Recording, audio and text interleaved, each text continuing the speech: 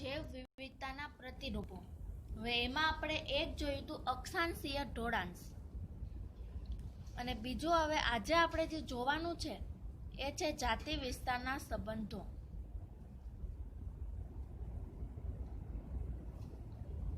જાતિ વિસ્તારના સંબંધો.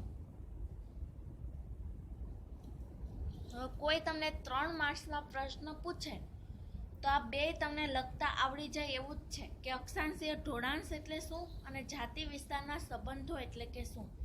આનું પહેલા તો નામ જ જો, જાતિ વિસ્તારના સંબંધો.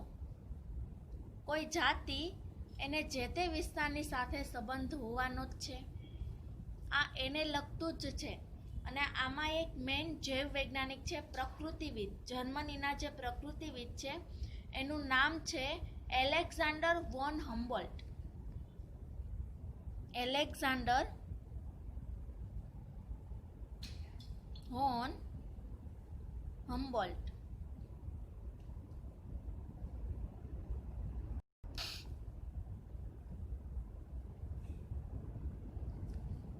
એલેક્ઝાન્ડર વોન હમ્બોલ્ટ આ એક જર્મનીના પ્રકૃતિવિદ હતા, અને આને એવું કીધેલું કે જેમ જેમ વિસ્તાર વધશે તેમ તેમ જાતિની સંખ્યામાં પણ વધારો થશે, એટલે કે જૈવ વિવિધતા છે એમાં વધારો થશે.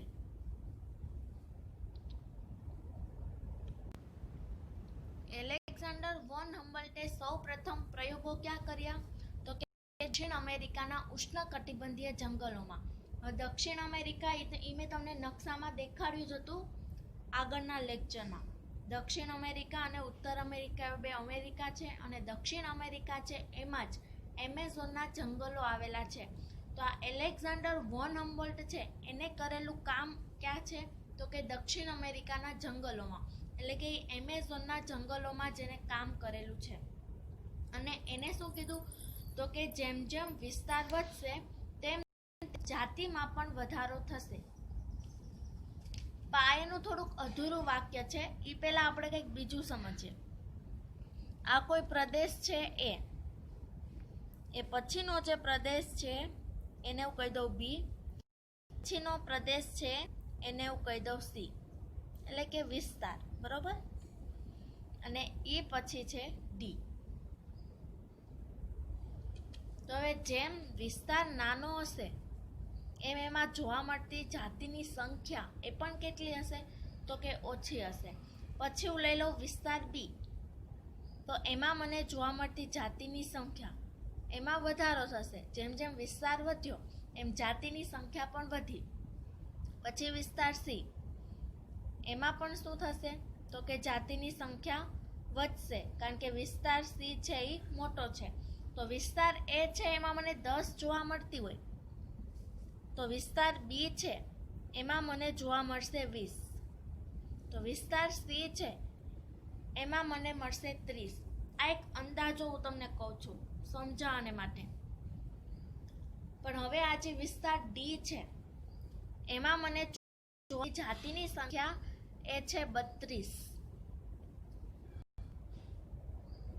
આવું કેમ થયું ભાઈ? આગળ એલેક્ઝાન્ડર વોન હમ્બોલ્ટ એને શું કીધું, જેમ જેમ વિસ્તાર વધશે તેમ તેમ જાતિની સંખ્યા વધશે. તો એ બી સી એ વિસ્તાર સુધી જાતિની સંખ્યા વધી, પણ વિસ્તાર ડી એમાં પણ 10નો વધારો થવો જોતો હતો, પણ થયો. એની જગ્યાએ ખાલી 2 જ જાતિ મને વધારાની જોવા મળી. તો એલેક્ઝાન્ડર વોન હમ્બોલ્ટનું કહેવું એમ છે કે જેમ જેમ વિસ્તાર વધે એમ જાતિની સંખ્યા, પણ અમુક મર્યાદા સુધી એને લિમિટ આપી દીધી, અમુક મર્યાદા સુધી જ. ત્યારબાદ ગમે તેટલો કદાચ વિસ્તાર વધી જાય તો જાતિની સંખ્યા વધશે નહીં. આ એનું પૂરેપૂરું વાક્ય થયું કે જેમ જેમ તમારો વિસ્તાર વધશે તેમ જાતિ સમૃદ્ધિમાં વધારો થશે, પણ અમુક મર્યાદા સુધી જ. અને આજે એલેક્ઝાન્ડર વોન હમ્બોલ્ટે કીધેલું છે એ દરેક જગ્યાએ લાગુ પડશે. પછી આવૃતબીજધારી વનસ્પતિ હોય, ચામાચીડિયા હોય, માછલીઓ હોય, ગમે ત્યાં જાતિ સમૃદ્ધિ અને વિસ્તાર વચ્ચેનો આ જ સંબંધ છે એ સાચો ગણાય. હવે એના માટે એક આલેખ છે, જાતિ સમૃદ્ધિ વર્સિસ વિસ્તાર. હવે આટલી તો ખબર પડી જ જાય ને, આપણો જે ટોપિક છે એ જ જાતિ વિસ્તારના સંબંધો છે. તો એ વાય અક્ષિસ ઉપર લેશું જાતિ સમૃદ્ધિ અને એક્સ અક્ષ ઉપર લેશું વિસ્તાર.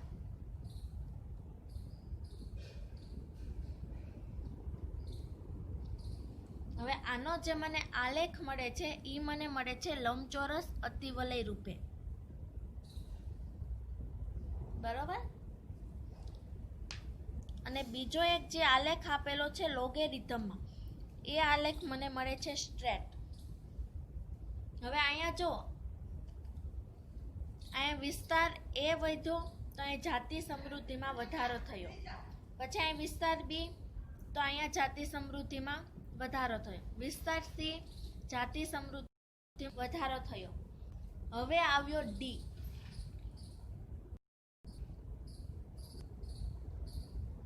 તો પછીથી જે જાતિ છે એ કેવી છે? અચળ, કોઈ ફેરફાર થતો નથી.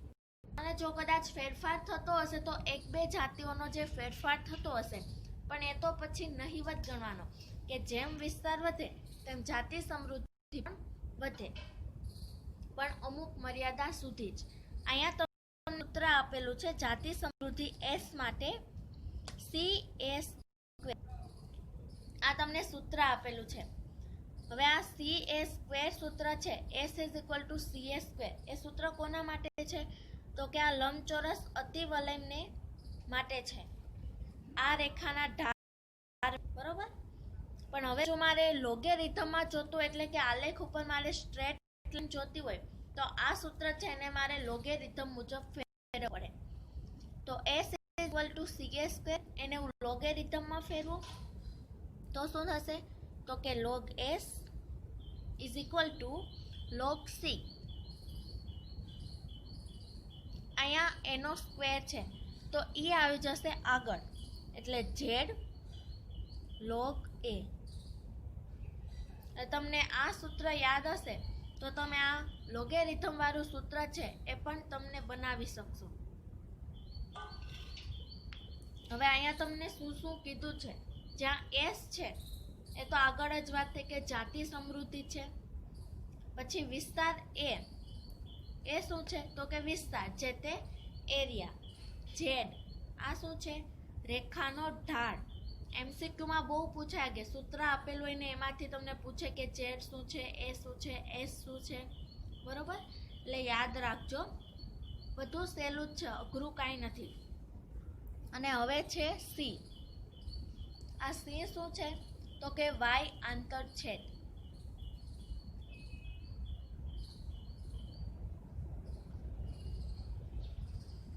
અને આ Z છે એ શું છે? રેખાનો ઢાળ. આ બે જ યાદ રાખવું પડશે, બાકી આ S એટલે કે જાતિ સમૃદ્ધિ અને A એટલે કે એરિયા એ તો તમને યાદ રહી જ જશે.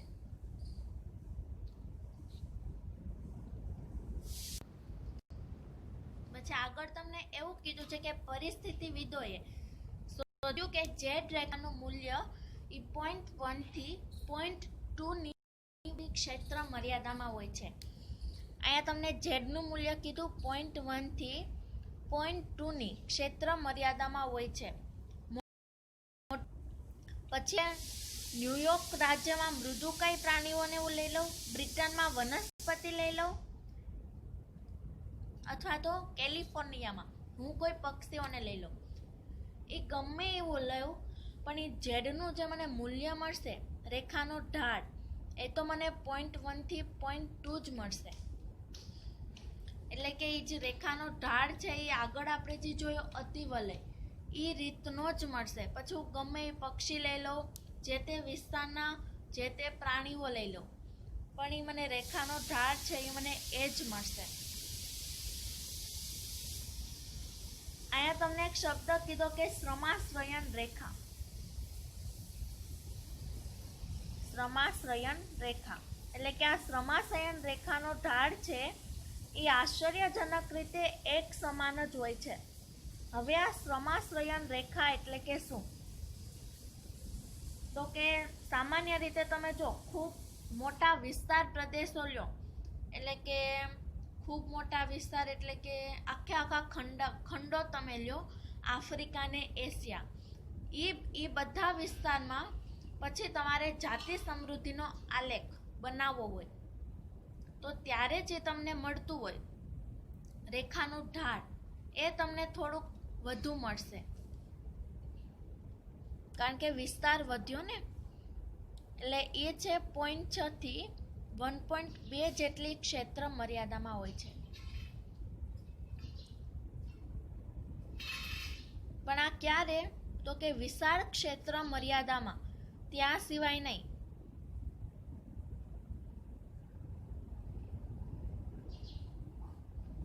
બાકી નોર્મલી રીતે તમને જે મળશે એ 0.1 થી 0.2 ની વચ્ચે જ મળશે.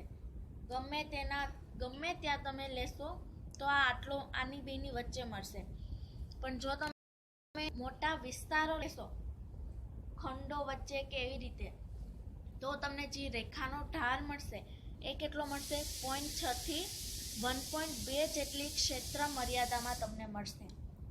અને અહીંયા જે 0.1 થી 0.2 મળેલો છે એ તો જે તે સ્થાનિક વિસ્તારનો તમને મળેલો છે, એટલે ત્યાંનું અહીંયા ઝેડ રેખાનું મૂલ્ય ઓછું છે. પણ ખૂબ વિશાળ ક્ષેત્ર મર્યાદામાં તમને આટલું મળશે. MCQ માટે યાદ રાખજો.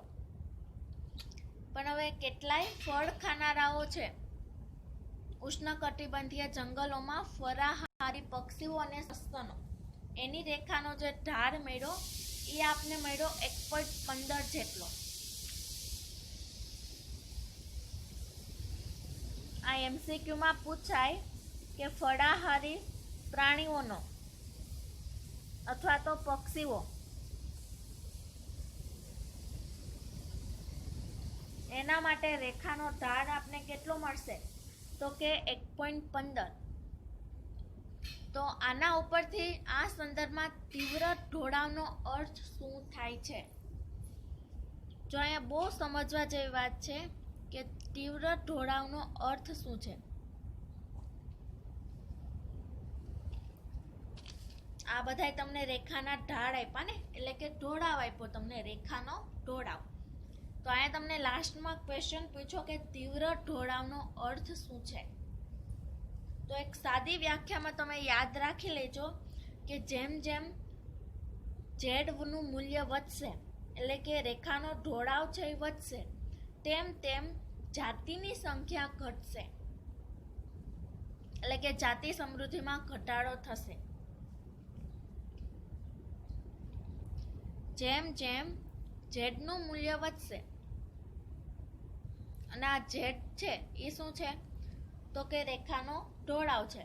ઝેડનું મૂલ્ય વધશે તેમ જાતિ સમૃદ્ધિ ઘટશે.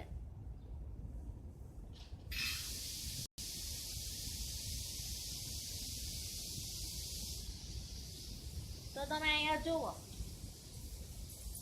ઉષ્ણકટિબંધીય એમાં તમને ફળાહારી પ્રાણીઓ અને પક્ષીઓ એની જે તમને રેખાનો ઢાળ મળ્યો એ કેટલો મળ્યો? 1.15. તો એનો મતલબ એવો થયો કે જો તમે વિશાળ ક્ષેત્ર મર્યાદામાં લ્યો તો પણ એ વધુમાં વધુ 0.6 થી 1.2 જેટલો હોવો જોઈએ. પણ અહીંયા જે તમને ઢાળ મળ્યો ઉષ્ણકટિબંધીય વિસ્તારમાં એ મળ્યો 1.15. તો એનો અર્થ શું છે? તો કે ભાઈ અહીંયા ઝેડનું મૂલ્ય વધ્યું, તો એનો મતલબ કે ત્યાં ફળાહારી પ્રાણીઓ અને પક્ષીઓ એની સંખ્યા ઓછી છે. બરોબર? ઝેડનું મૂલ્ય વધી ગયું એટલે કે આ ફળાહારી પ્રાણીઓ અને પક્ષીઓ એની સંખ્યા ઓછી છે. હવે શ્રમાશ્રયન રેખા, આ એક શબ્દ હું તમને સમજાવી દઉં કે સમાશ્રયન રેખા એટલે કે શું. ભલે ક્યાંય આવું તમારે લખવાનું નહીં આવે, પણ એકવાર સમજી લો કે શ્રમાશ્રયન રેખા એને કોને કીધી. આગળ તમે જોયું ને કે જેમ જેમ વિસ્તાર વધે છે તેમ તેમ જાતીય સમૃદ્ધિમાં વધારો થાય છે, પણ અમુક મર્યાદા સુધી. હવે આ વિસ્તાર D છે ત્યાં એની લિમિટ આવી ગઈ, પછી એમાં જાતિ સમૃદ્ધિ છે એ વધતી નથી, એટલે કે જાતિ સમૃદ્ધિમાં કોઈ પણ પ્રકારનો વધારો થતો નથી. એ જ રીતે તમે આના જ ઉપરથી આપણે આલેખ બનાવ્યો તો એમાં પણ તમે જો અહીંયા એક લિમિટ આવી ગઈ, પછીથી કદાચ ગમે એટલો એરિયા હું વધારી દઉં, અહીંયા એરિયા ભાઈ 100, 120, 150, 1600, 2000 મીટર સ્ક્વેર વધતો જ જાય, પણ અહીંયા કોઈ પણ પ્રકારનો ફેરફાર થશે નહીં, જાતિ સમૃદ્ધિ વધતી જ નથી. એને એક લિમિટ આવી ગઈ. તો આ જે લિમિટ આવી ગઈ, અચાનક જે લિમિટ આવી ગઈ એને કહેવાય સમાશ્રયન રેખા. એટલે કે અહીંથી જે તમને રેખા મળશે એને કેવી કહેવાય? સમાશ્રયન રેખા. કે ભાઈ અહીંયા એવરેજ તમારે આવવી જોઈએ 40ની, એરિયા વધ્યો તો પણ આવતી નથી, ખાલી 2 જ જાતિનો વધારો થયો. 30 તો ઓલરેડી હતી જ, પછી વિસ્તાર વધ્યો તો ભાઈ 40 આવવી જોઈએ પણ નથી આવતી, ખાલી 2 જ જાતિનો વધારો થયો. તો આના કારણે જે તમને રેખાનો ઢાળ મળે છે એને કહેવાય સમાશ્રયન રેખા.